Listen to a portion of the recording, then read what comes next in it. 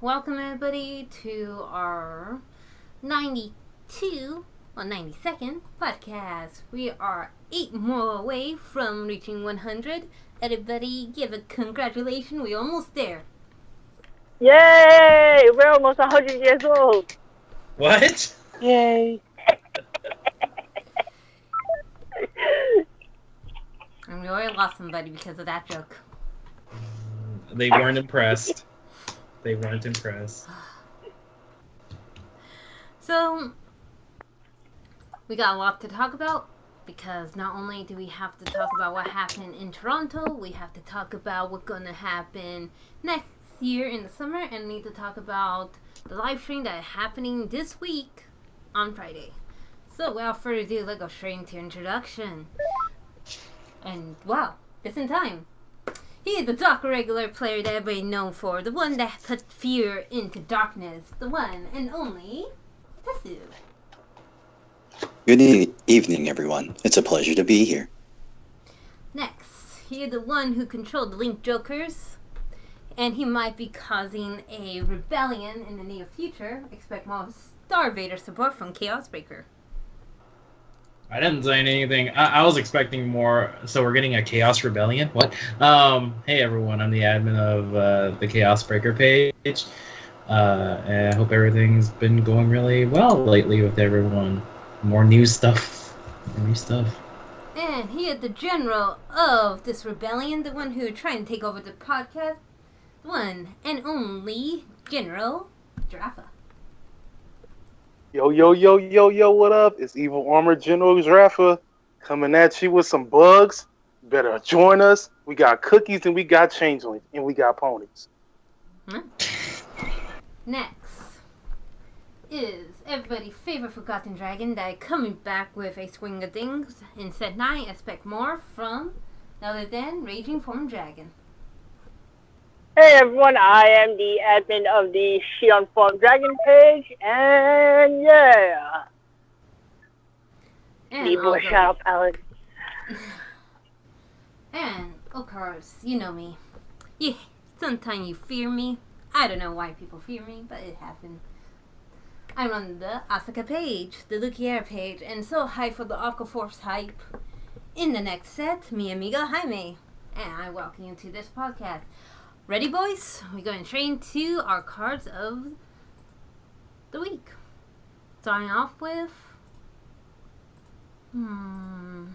Let's go with the Samurais. Tokurambu.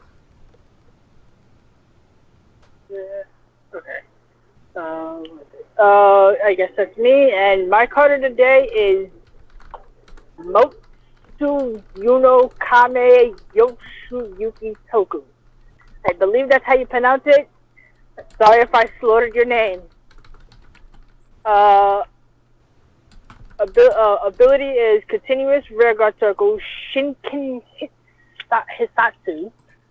Ability is active if you have 3 or more damage. You can attack from the back row. Auto rear guard generation break 1.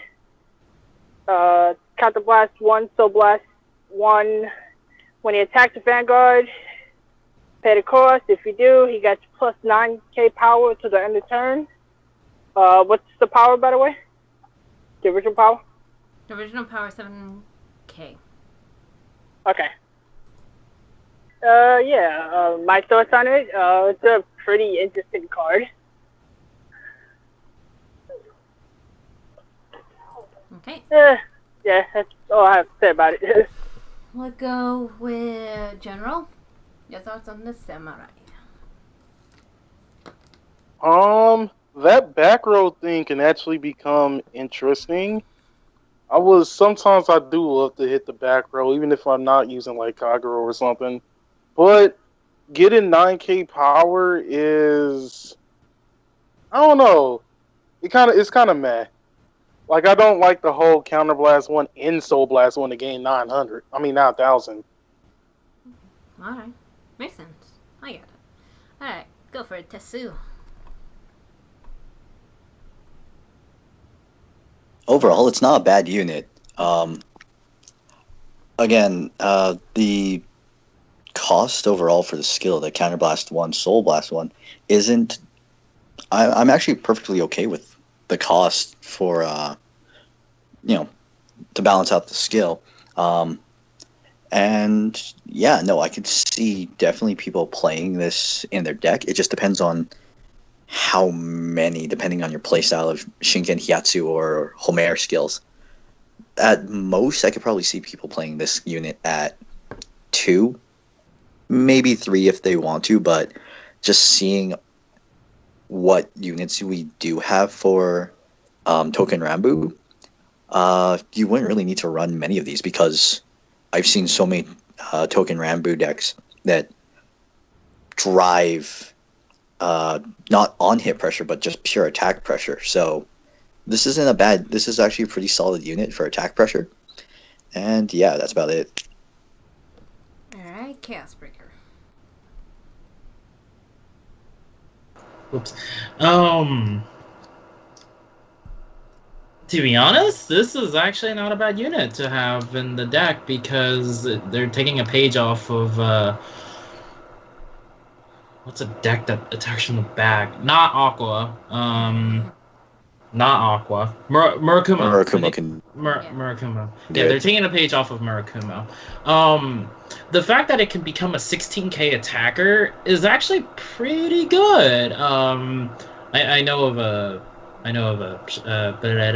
Token Rambu player, and she was ecstatic with this because of the fact that the Soul Blast, nothing even as troubling. Counterblast one, not even that much either. It's just the fact that it's got another attacker, so they can do like 4 or 5 attacks at once if they really want to. So it's really powerful. I have to agree with both Giraffa and Tetsu. At first, when you see the Counterblast Soul Blast 1, you're like, eep. Considering that Token Rambu, I don't know how much soul charging units they have, and if they are good.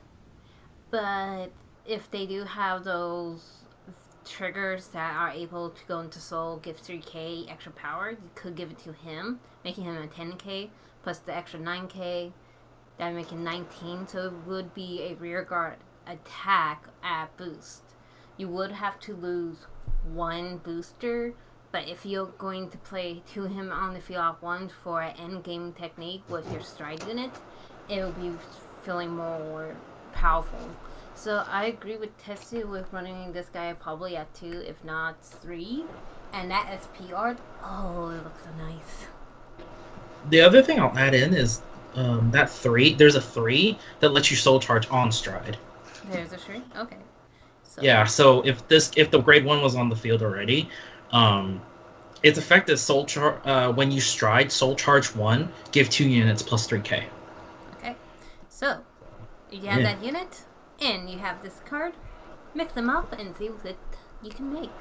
Moving on to our next card of the week, we are going straight back into the gears. We are not done with the set, not by far, and by probably next week we should be done. So until then, 1 more week or 2 more weeks of gears, and then we're going straight into set 9. Considering we already have stuff spoiled for that set. So let's start it off with none other than Giraffa. What do you got for us? Alright, hold on, let me pull this up for a second.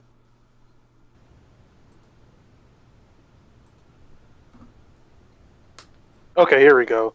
I have Steam Tamer Nani. During your turn on your rearguard circle, if you have a Vanguard with Chrono Fang in his card name, this unit gets 1,000 for each card in your bind zone. And during the bind zone, at Generation Break, you Soul Blast 1. At the end of the battle that your grade 4 Vanguard with Chrono Fang in his name attack the Vanguard, you may pay the cost if you do call this card the rearguard circle. So we're getting more tech with Chrono Fang. This is actually pretty decent because you could use his effect during the battle phase, which I think that was a little bit of what I was a little disappointed with some of the units in set 7, because there was a couple that you can activate while it's in the bind zone, but like you couldn't do it during battle, and I think it was very crucial that you needed to. But I do like the whole it gains a power boost for each card in your bind zone as well, so it kind of adds on to Rebellion.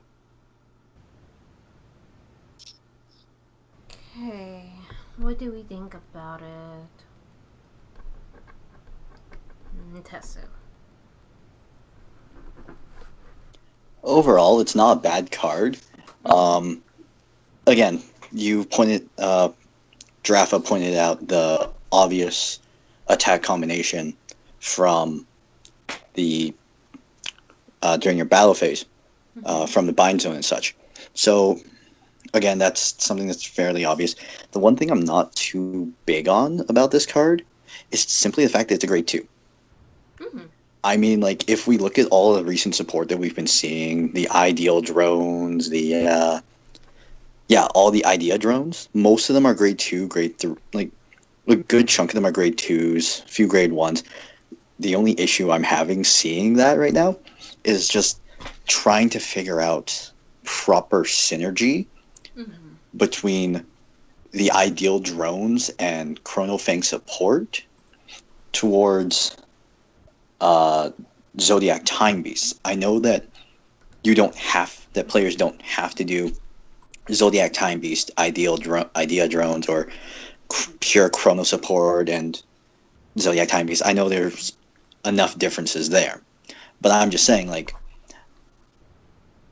it's kind of hard right now, in my opinion, to see what kind of builds are going to be out there specifically for Gear Chronicle, Chronos Command, Zodiac Time Beast, Gear Colossi, and Chrono Fang, because there are so many options coming in here, and that's why the only irk I have with Nani specifically is the fact that it's a grade 2. But that's just me. Okay, Chaos Breaker.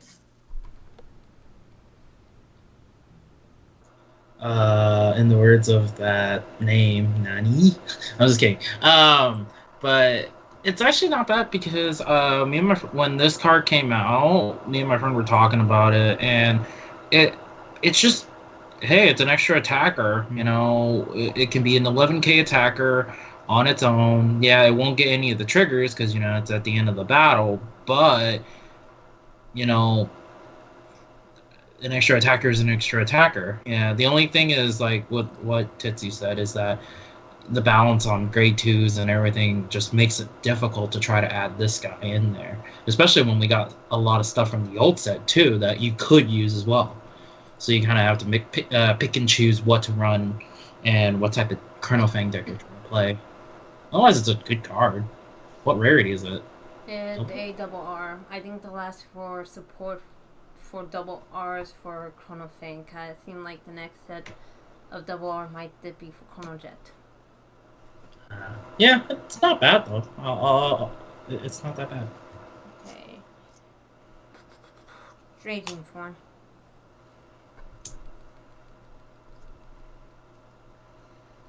Oh, sorry. Yeah, it's a pretty good card. Again, basically similar things to what Jirafa said. Okay. Just and what everyone else said, that basically it's going to be hard trying to find space to put this. Okay.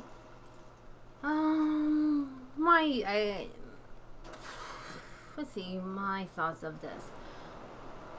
Kinda good. I mean, yes, you do get that extra 1k for every unit in your time.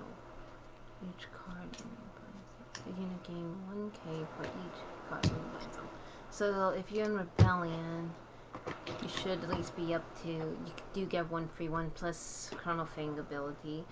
So you do get this guy pretty high, and he does come back and gain that power. I agree with Drafa because mostly stuff from set 7 and even set 5, it will only when called from hand. And it was like, okay, you don't get to do much because these skills can actually be better off if it called from deck to field due to a time leap effect. I am going toward the sense of Clock Fencer Dragon, you know, to build off for more combos. for Chrono Fang support, this is really good. You can automatically tell it's what for Chrono Fang because of the cat ears. Overall, I think it's good. Downside, yes, you're gonna have to look through your grade 2, but hey, that part of being playing Vanguard, you do have to pick and choose what you want and what you want, but what you need as well. Alright. Chrono Jet Dragon, you're up.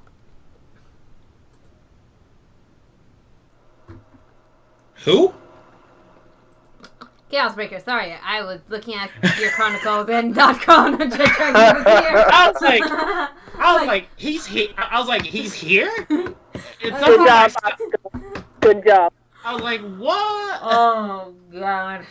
No one say anything. Good job. Let them watch this, and they get to say stuff. Otherwise, they don't repeat what happened. Go for it, Chaos Breaker Dragon. Once again, Oscar failed. Yep. All right. So the unit I chose is a grade 3 that was released yesterday. It's a triple rare off the set. It's called Brosbakia Ideadrone. The first skill is an auto Vanguard Circle once per turn, Gen Break 2. Soul Blast 1. Choose a grade 2 or less Guardian and bind it face up. When your unit is put into your guard circle during the battle that your opponent's Vanguard attacks, you may pay the cost. If you do, this unit gets a plus 15,000 until end of that battle. Second effect, Gen Break 1, Counterboss 1, choose a card from your drop zone, bind it. At the end of your turn, you may pay the cost. If you do, Soul Charge 1, choose one of your rear guards, and bind it face up. If you bound a card, your opponent chooses one of his or her rear guards and sends it to the bottom of his or her deck. So this one, the second effect is actually not that bad, considering at the end of the turn, you can always force your opponent to, get rid of a card and all that stuff. Like, I'm noticing that this might be a type of deck on its own kind of thing, the Ideadrone kind of thing. But yeah, the second effect, not really too impressed with it. But hey, it's a way to get rid of stuff. I'm more impressed of the first skill. The first skill is interesting because I read up on something, or someone talked about this, where you could technically use a perfect guard and then bind that perfect guard and still not get hit from that. What was it? In the example was a true Daikaiser or any of the Daikaiser grade 3 guard break thing. If you have this as a Vanguard and you're on GB2 and you perfect guard, you could use this skill after you utilize the perfect guard skill to bind that perfect guard, and your Vanguard can't get hit, period. And they cannot kill the perfect guard. So it's a way to kind of go around the Daikaiser kind of a ordeal with the deck. Otherwise, it's just an interesting grade 3 that I'm seeing. It's like one of those not as noteworthy triple rare, but you never know. Yeah. Alright, let's hear from Raging Form.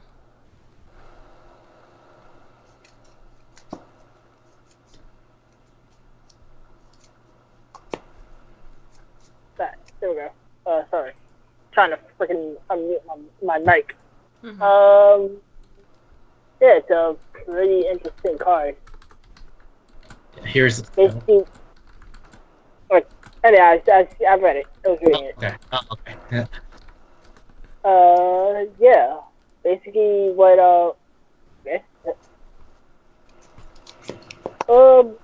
yeah, it's a pretty good card. I guess you can see that it's mainly meant for, obviously, Chrono Fang / Demogorgon, or whatever the hell the name of the damn Dex Ex Machina Stride was. Yeah, that's about it. Again, I like that first effect though.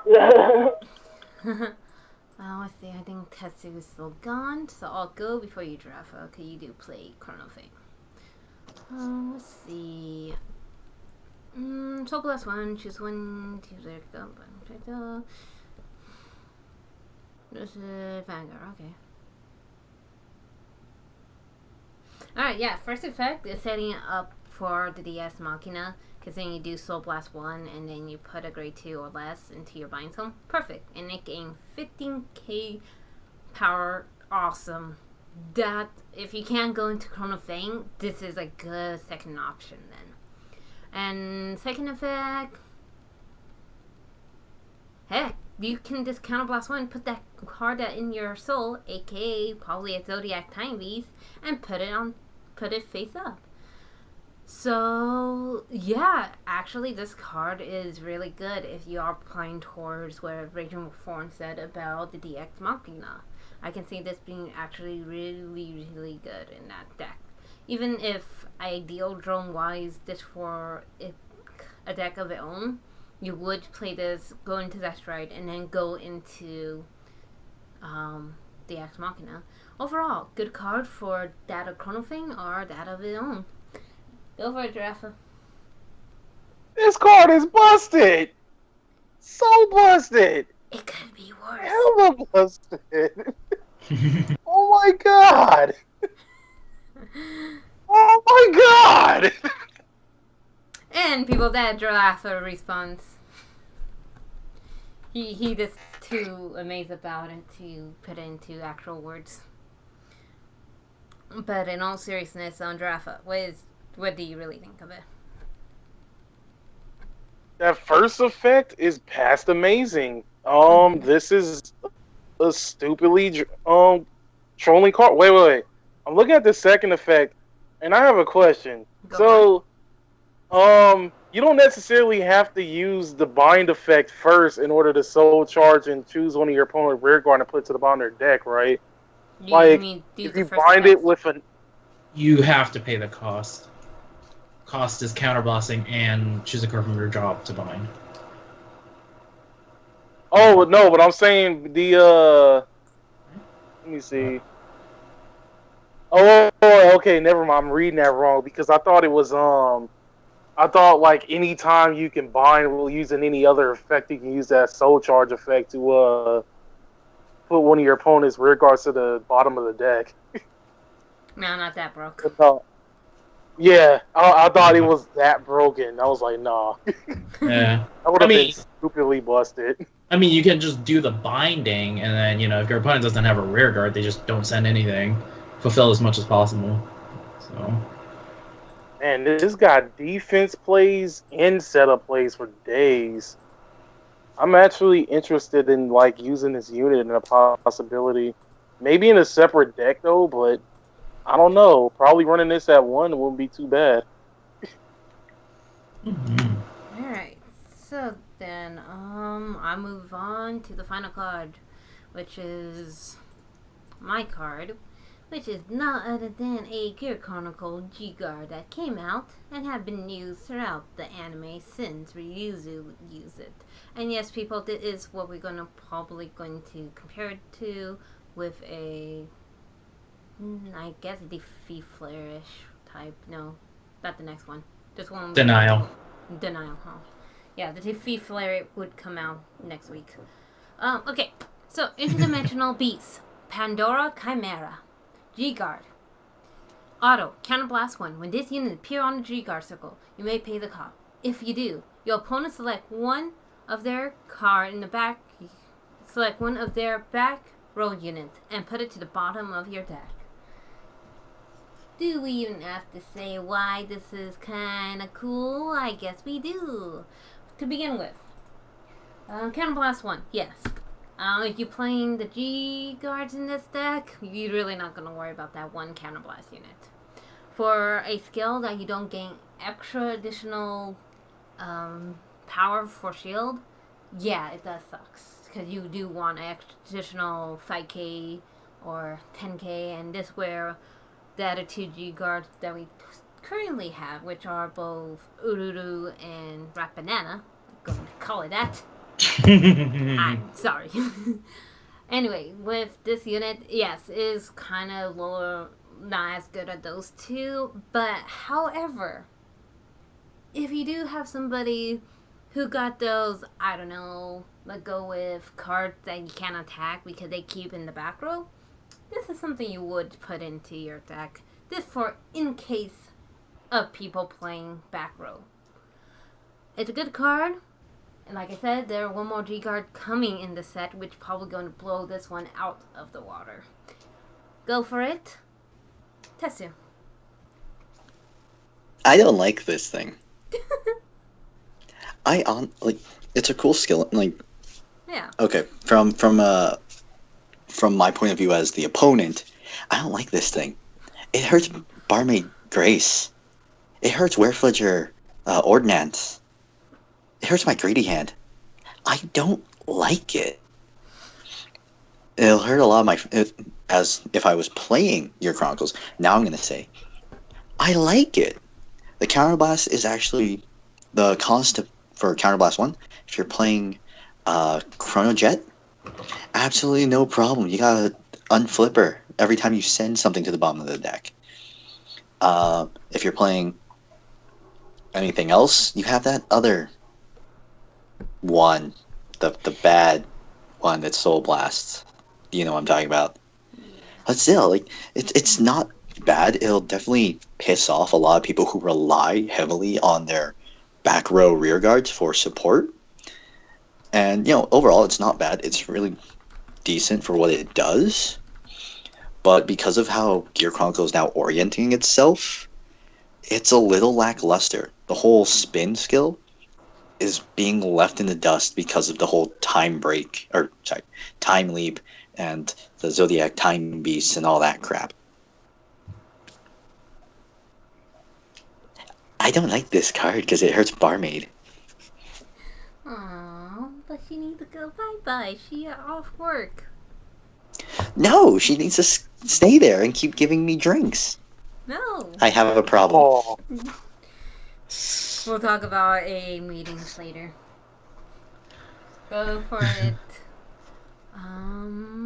Chaos. Okay. I don't know. I'm kind of about this card because it sounds pretty good because the fact that you're able to send a back row unit. The thing is, at least your opponent chooses one. At least your opponent chooses one. So, in all honesty, it hurts. It actually could hurt the Gear Chronicle player in the long run because the fact that you force your opponent to choose one. Like, I'll take an example. Say they had a resist unit. They have a resist unit in the back, right? And they decide to use this. They decide to use Pandora Chimera as the G guard to force your opponent to choose a rear guard.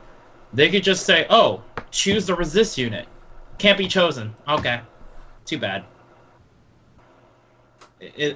Like, there's a I know some decks don't play resist units and all that stuff, so but in the long run it does hurt. It's just that, hey, your opponent chooses the card. That's actually not that bad now. Yeah. I mean, I can't say much because I'm in creative denial. form. Yeah, cutting you off. This is a pretty interesting card. Again, I play cards that basically need the rear guard, so sure, help me out. Okay, go for a Giraffe. Any other Gear Chronicle player input?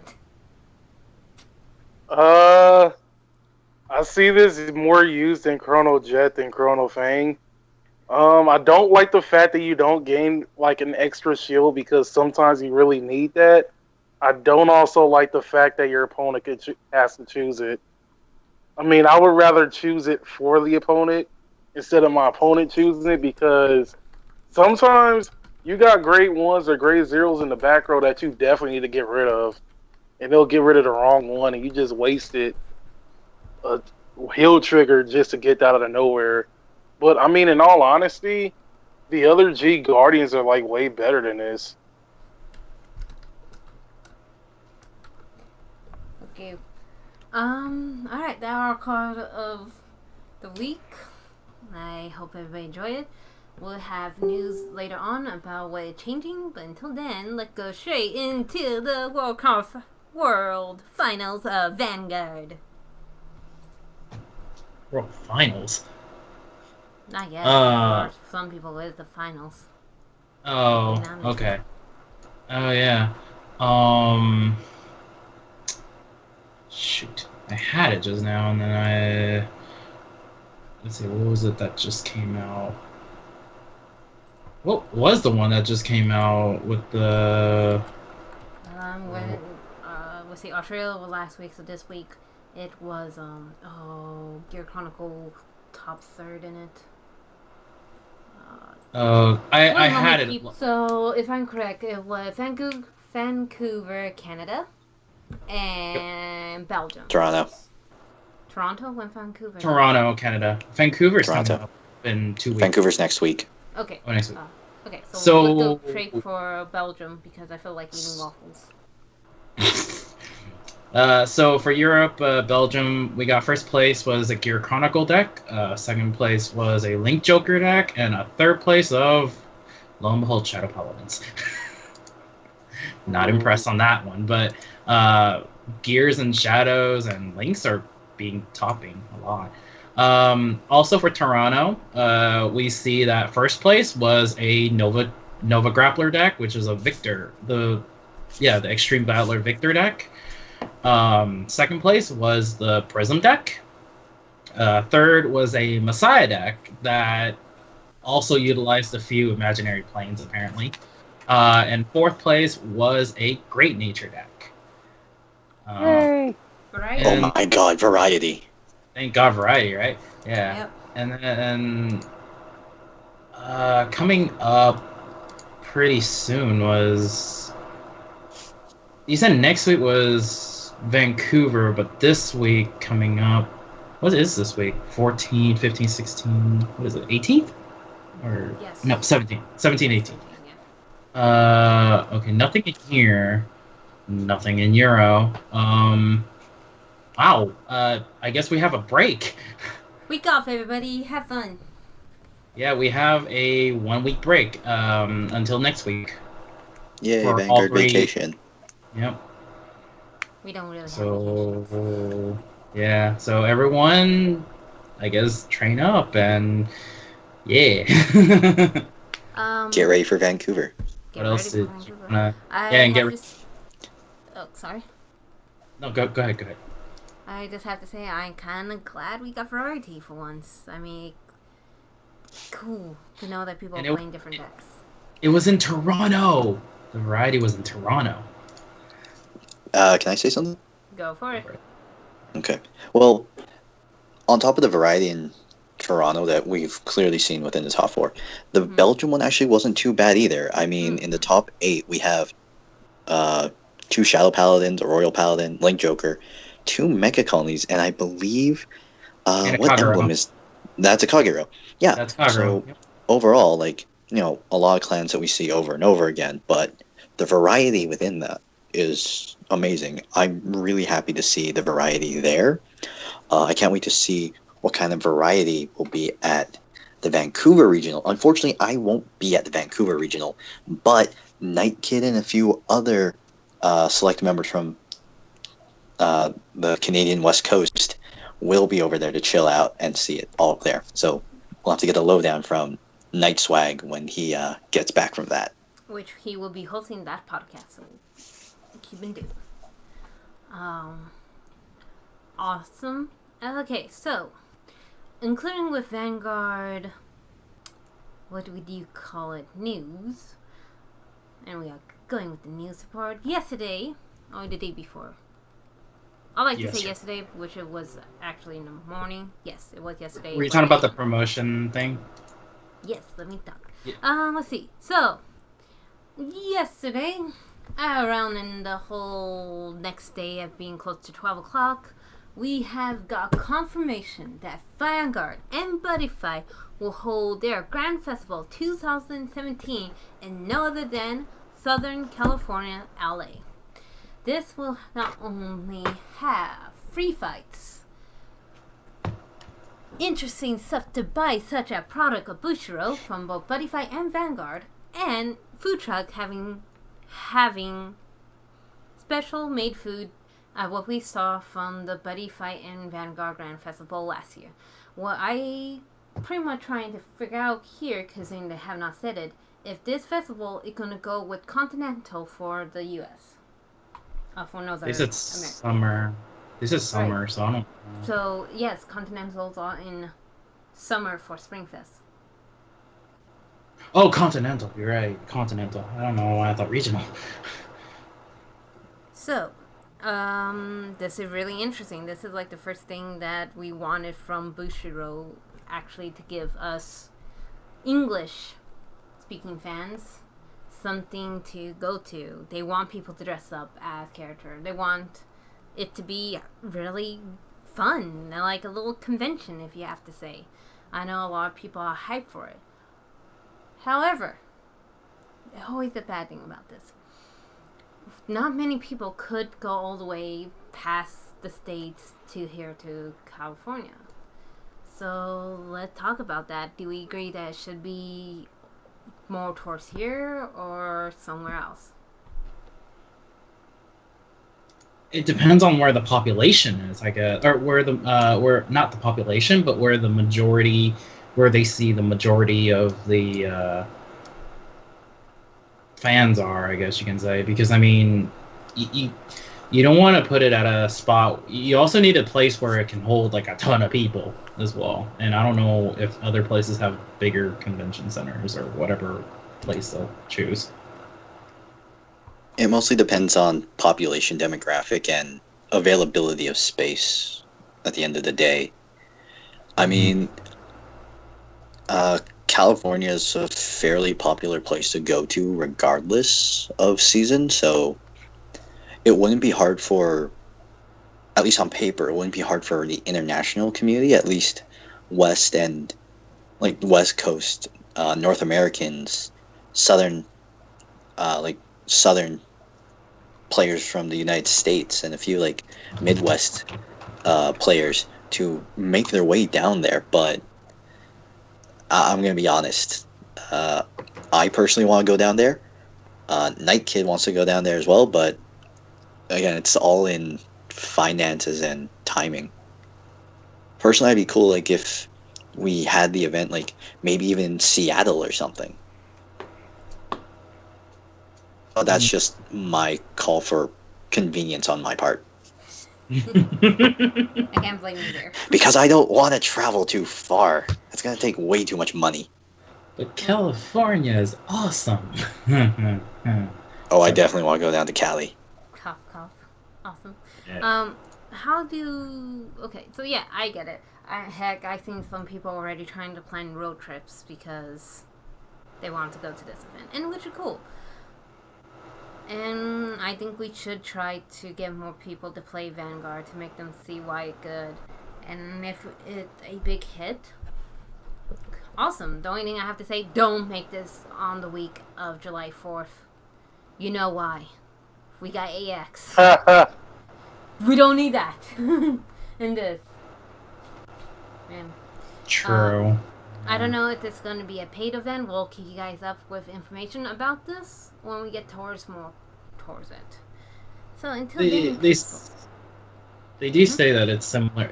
They do say it's similar to the festival in Japan. So if we knew how the stuff happened with Japan, then we could kind of alter it the way it's going to happen over here, I guess you can say. So, but I don't know. The great For sure, just take my money and hurry up with the date. I want to go to this. Oh, and for people who are going to the event, there will be stage event featuring guests from Japan. VAs, people. You get to hear them. Oh, date.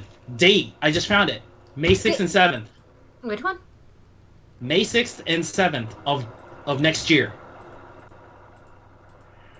Oh, thank God. Oh, wait, that bad for us. When our regional was most fantastic. Alright, people. We don't know yet. We don't know yet. Okay. We'll figure that supposedly the time and date is gonna be May 7th? 6 and 7. 6 and 7. One day gonna be dedicated, if I am right, one day will be dedicated to Vanguard, while the other day is gonna be dedicated to Buddy Fight.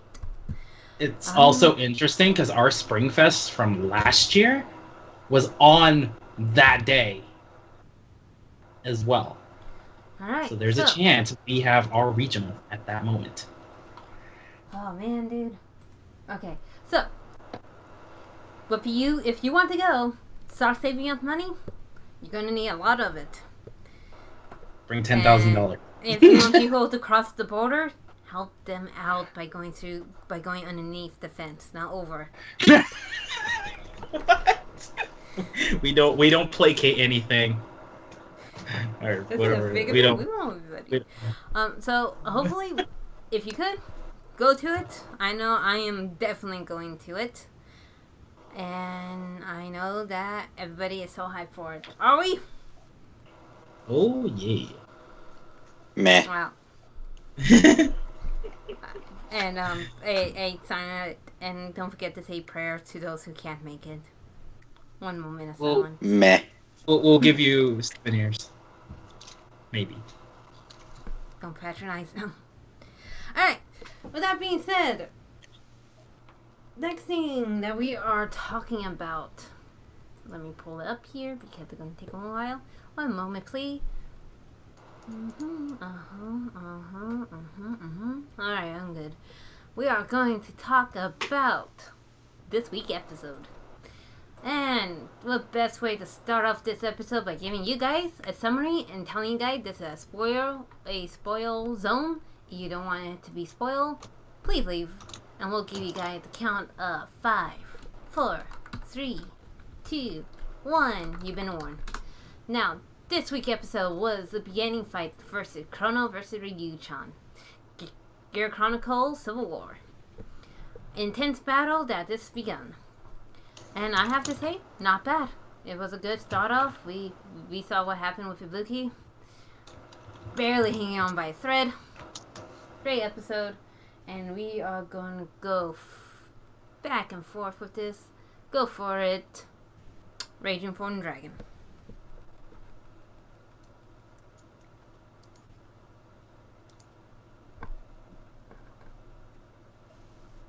He raged so hard.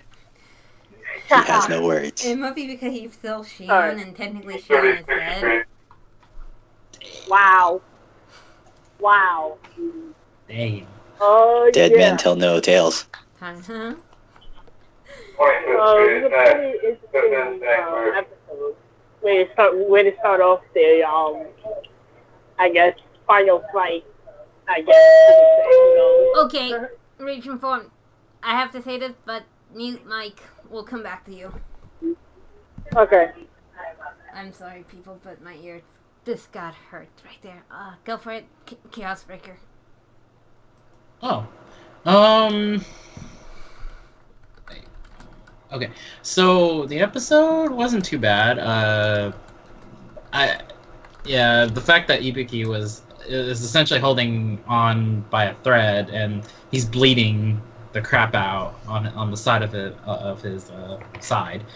The fight overall was pretty good, you know. I don't know what else to say considering that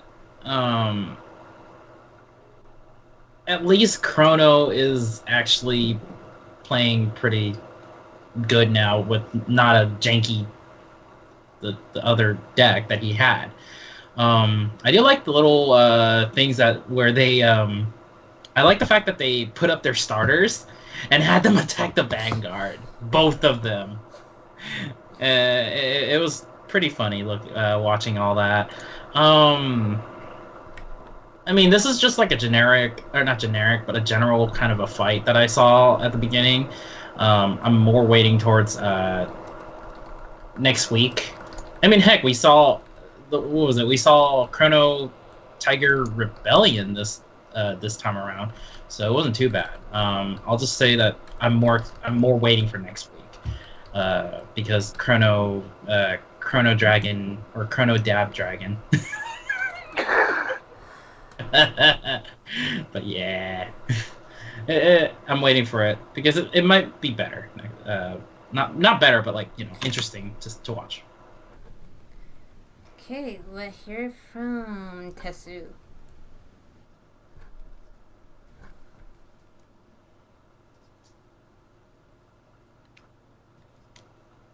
Okay, so, sorry about that. Overall, the episode wasn't bad. Again, agreeing with Chaos that we didn't see too much detail of the fight itself, and we'll probably see a lot more of it later on. But this was pretty much the episode that reset the ideals of both sides. Little Ryu Chan, I can't say it. Myojin. the ideology of like Myojin, who's just like, oh, I've grown up living through the worst of humanity. I want to save humanity from itself.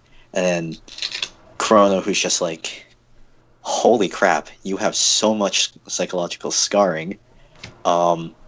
Humanity isn't that weak, and we as individuals should choose our own future. I love the philosophy behind this. Again, I'm probably way overlooking into some of the ideologies between this, but again, to set the tone of the ideas they're going through and the plot, this was a pretty decent episode. Yes, seeing the little starters punching each other, punching vanguards in the face was cool. But if you were a smart player, you would kill that starter. You wouldn't care. It would die. And, we got to see Myojin have his little mental freak out with the whole, if there's a way to save the world, we will take it, even if it sacrifices another world. And then Chrono just being a cocky little... Can I say it? Go ahead. Okay, yeah, him being like a cocky little shit. At the very end of the episode, he's just like, nah, I'm gonna win. It's just like, okay, are you saying that because you can win, or are you saying that because it's plot? Cocky little shit. Alright. Go for it. General.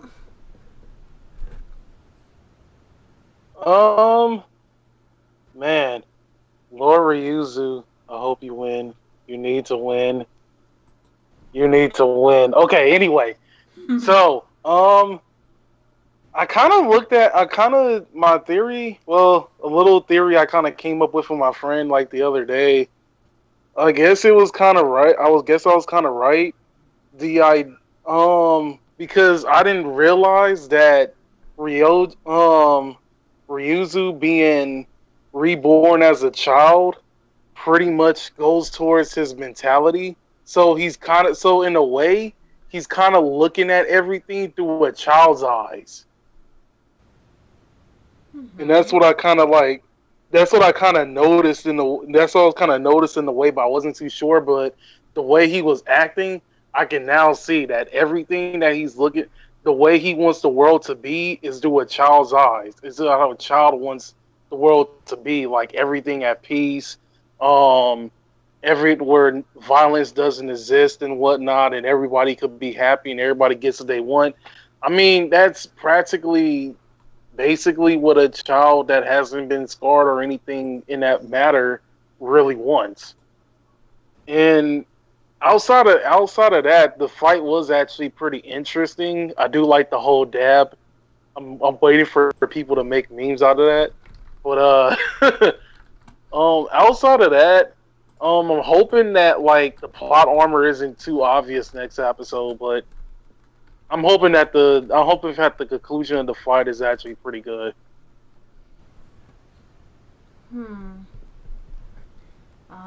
Okay, so let's try once again. Region form. Let's try it again. Okay, hopefully this is better. I am sorry about that from earlier. Yeah, it was a pretty interesting episode, to say the least. Again, hopefully we hopefully we get to see more stuff in the next episode.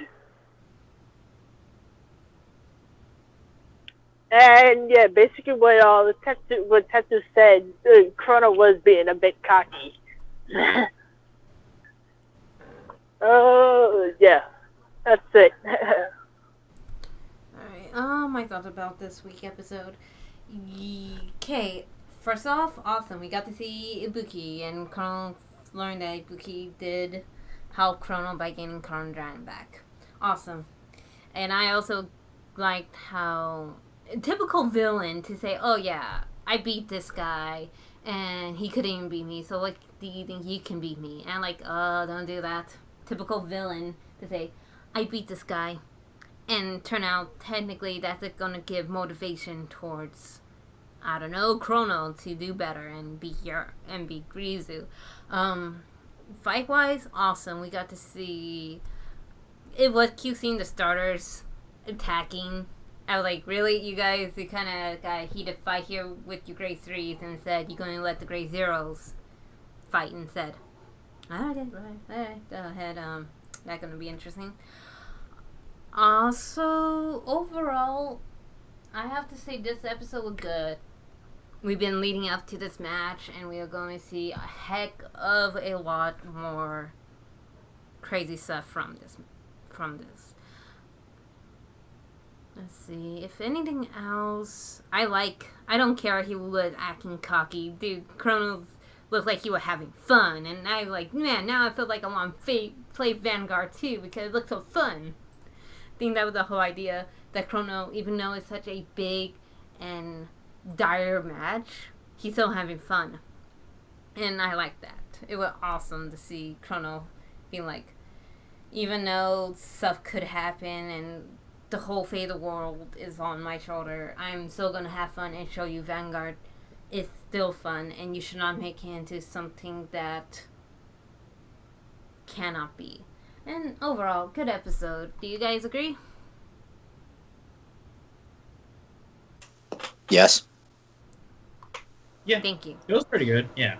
Alright, so, with that being said, people, let's wrap this up. We did not have a weekly question from Kumi. Apparently, Skype sucks. I agree with that sentiment. Yep. So, let's go around and say our final thoughts. Starting off with none other than the General himself. Alright, so one more episode. Well, I don't even know if that's going to be the last episode of this one before next starts. Is it? Or is it going to be like a couple more after this fight? I'd say there might be a couple, considering this week there's going to be a live stream talking about Vanguard next. Well, then, we'll see when that from start up. Oh, okay. Alright, so we got this left. I'm hoping that the Master Ryuzu wins this. I'm hoping, even though it's not going to happen, but I still got that hope in. Mm-hmm. Outside of that, everybody train up and stuff like that. We still got regionals going. We still need like more diversity in decks winning instead of having the same thing win over and over again. I know this game is actually capable of doing that, but outside of that, everybody enjoy their weekend. And remember, what? No, go. Oh, all right. So yeah, everybody enjoy the weekend. Stay classy. Get more practice in, and get more ponies. Okay, I'll pick this week hashtag, and I already know who won it. Nice job. Let's go for Agent Form. Yeah. Well, I hope everyone has a good week. Hope everyone's hope those who are in school have fun. And yeah, need more shadow support. Please bring me back. Okay, Chaos Breaker. Okay.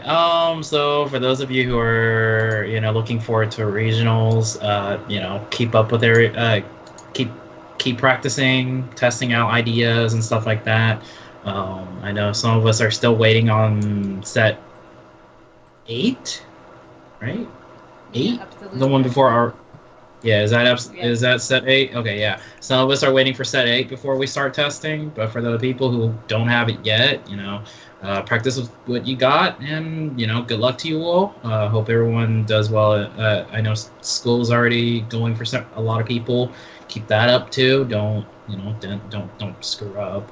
And yeah, hope everyone has a really, really good day. Okay, go for it, Tetsu. So yeah, everyone's saying stuff about school, yada. For those of you going to the Vancouver Regional in 2 weeks, stay cool, stay collected, stay irregular, don't overthink things. I hope you all have fun. I hope you'll check out my man, Night Kid and his crew of the CVC TV. Down there, check those guys out, hang out, chill. Maybe you'll show up on their vlog or whatever the hell they do. Just overall, relax, have fun. It may be a regional tournament, but no, there's no point in going to a regional if you're not going to have fun. Am I right? So I hope you all have fun, stay irregular, and I hope to see a lot. I hope to hear of a lot of variety, and especially for all you Mega Colony and Great Nature players and all you other clans, keep coming in waves, make it a success. I had to stick some really bad puns in this podcast at some point. You all saw it coming. I bet one of you even did a ritual for it. Yeah, that's right. I threw that in there. Good night, everybody.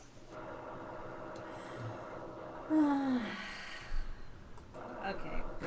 So, Sue couldn't resist.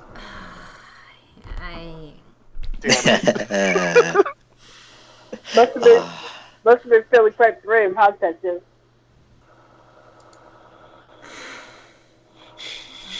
wow. Love you, Asuka. I only made it through. We only made it through. One after this podcast, we only made it. I should have dropped him from the call. Alright, so in all seriousness, after the 100 podcasts, we are changing the format of these podcasts. We talked about it in detail last week in a meeting. Yeah, there were meetings. We do have meetings. And we are going to change the format of the podcast. They are not going to be the same way they are now. They're going to be more convenient for those who are watching them, because it is tiresome listening to Tessie's voice over and over and over and over. When you really I know, my voice is just irritating. It just grinds away. All these jokes are just punishing. And then you have Raging Form here, who really don't do much. Practically, he has invisible. It's not my fault. It's not my fault. And then you have Chaos Breaker here, who thinks he all cool and badass, which we all know, Link Joker are not as they used to be. And in general, good job, General. You're actually kind of cool to have on here. Yay! For now, you just nailed that way. Dang. Anyway, so we are going to change up the format. And this is going to happen after the 100 podcasts. And we'll see how much that's going to change. It's going to change majorly. It's going to cause me more issues when editing stuff. But hey, I do the sacrificing if I have to bring you guys the top quality of the podcast. With that being said, I did pick this week hashtag, and you know why I picked it, right, Agent Form? What? So, this week hashtag, and I am looking for it. Oh no, it's not that one, is it? Oh. I can play to my Fudioshi side. I'm very good. God dang it, I knew Hashtag, it. you heard my seme, Yuki Smash. Welcome I hopefully will see you guys next week. Until then, say bye bye. Bye. Look forward to Vanguard the Round Table 100. Later, guys. We'll have special guest stars. You are welcome, by the way. You're welcome, by the way. Hate you so much.